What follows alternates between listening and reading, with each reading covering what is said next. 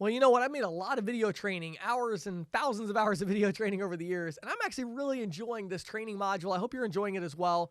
I hope I'm not coming across as too overly negative because cash discounting is an amazing opportunity, but I'm trying to be very realistic to kind of help you understand the hurdles and challenges that you're going to have to overcome. And I've just seen it play out so many times now, and it's so predictable that I'm like, I really, in this training, I wanted to give you a leg up on how this works. If you're going to really get out there and try to sell, and maybe you've been in the industry for years and you're like, you know what, I'm going to get started up again. Okay, great.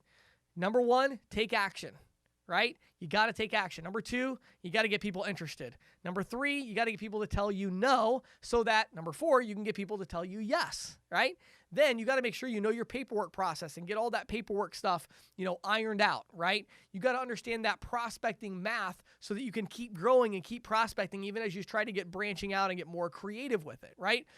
These are all key things. You got to educate that merchant. This is the point where now in that path, it's like if you aren't educating your merchants and you've sold a few of them, well, all of a sudden now you're going to run into problems where they're going to be upset. They're going to be calling you to cancel. You're going to be demoralized and you're like, oh, am I selling the wrong thing? No, you're not educating the merchant. They don't know what they're doing, Now, this last step is managing your time, okay? So very, very quickly, literally this is going to happen within 3 or 4 weeks. You're all of a sudden going to be like, wow, this is amazing. I've got a really full pipeline. What do I do now? How do I manage my time effectively? So I want to give you a couple of thoughts about time management and really just help you avoid some of the big pitfalls that I see other agents falling into on a regular basis. All right. Number one on my list, prospecting time is the most important time, and it comes first in your schedule. No ifs, ands, or buts about it. So that means every single day as you're planning your day out, you ask yourself, which 2 to 4 hour time slot am I going to do my prospecting in today? Am I going to do it in the morning? Great. You do it in the morning, that's fine, okay? First thing, all right? Maybe you do it in the afternoon, but here's where you run into problems, and this is this hurdle I see so many agents come into 2, 3, 4 weeks in. They're like, James, you don't understand. I have so many follow-ups, I don't have time to do prospecting. I have so many people, quote unquote, interested. Here's what's happening. What's happening is you need to go back to step number 3, which is to get people to tell you no. The problem is you might have 30 people in your pipeline. That's too many. I have 30 people that are interested. No, you don't.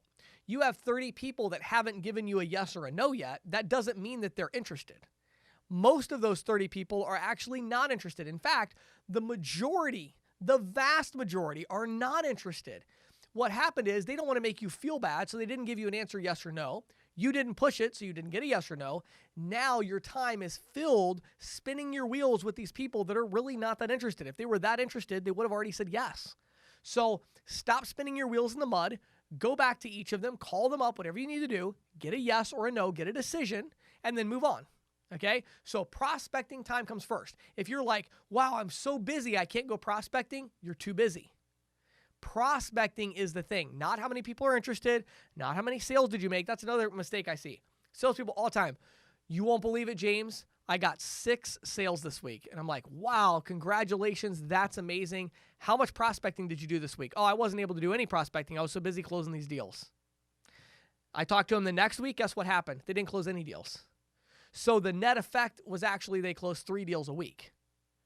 Why? Because they didn't do the prospecting. You've got to keep the prospecting going every single day. Doesn't matter if you're closing lots of deals, no deals, people are interested, not interested, you have lots of follow-ups, you don't have lots of follow-ups. It does not matter. You have to do your prospecting every day.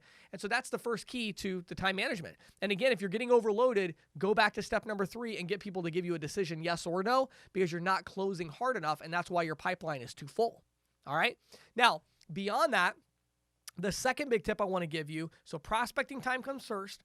Secondly, focus on next action steps, all right? Let me give you one simple time management procedure that will save you all kinds of headaches, all right?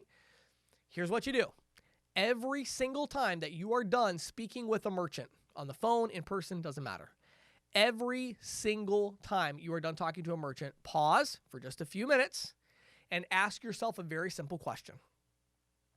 What, if any, next action steps should I take with this merchant?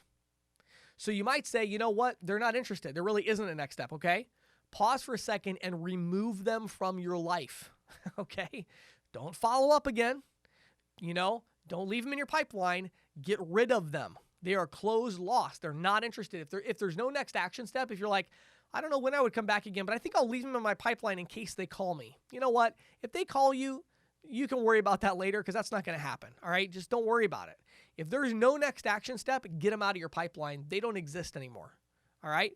If there is a next action step and you say, yeah, there is something that I am going to do next, not what they're going to do next, what I am going to do next, then ask yourself, what specific next action step is it?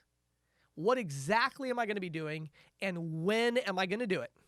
Okay? So don't say, my next action step is I'm going to follow up with Susan. That's not a next action step. Okay? That's a next action ambition. Okay?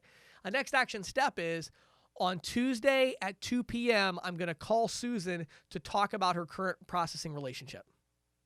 Right? And I'm going to add some notes in there as well about my conversation so that I can remember on Tuesday. Some of us have better memories than others. I have no memory at all, so I have to write everything down. So give yourself a lot of notes so you're prepared for the call. What you'll find is in that moment, you're always going to make the best decision about what to do next, right? So put your notes in there, and then lastly, take that next action step with that day and time and put it into an organizational system that you're going to use religiously, regularly, fanatically, okay? For me, I do everything in Google. So I have Gmail, and I have Google Calendar, which also has tasks, Google Tasks as well. There's apps for all those things on my phone. I have all of those apps installed on my iPhone, and I use that religiously, okay? So make sure that you have a system in place so it's like, okay, is there a next action step? If not, get them out of the system. If there is, what exactly am I going to do? When am I going to do it? And then I'm going to put it in a system that's going to remind me to do it when I said I was going to do it, right? And then every day, all you do is you just look at your next action steps and put them in your schedule. Then you got to add in that prospecting time, right? And you're golden. That's all you got to do. Then you don't have to waste time. I see so many reps, literally every day they spend an hour going through their pipeline. I wonder who I should follow up on next. Really? Make that decision once after you're done talking to them about when you should follow up, how you should follow up, what method of communication is going to work best. Put it into an organizational system and forget about it and move on to the next prospect. Let your system remind you when you need to do something next. So managing your time is going to be crucial as you start to scale up because you're going to have so much going on, new clients, installations, follow-up appointments, callbacks, but you got to keep that prospecting time in place, and you can do that by focusing on next action steps to make sure nothing falls through the cracks.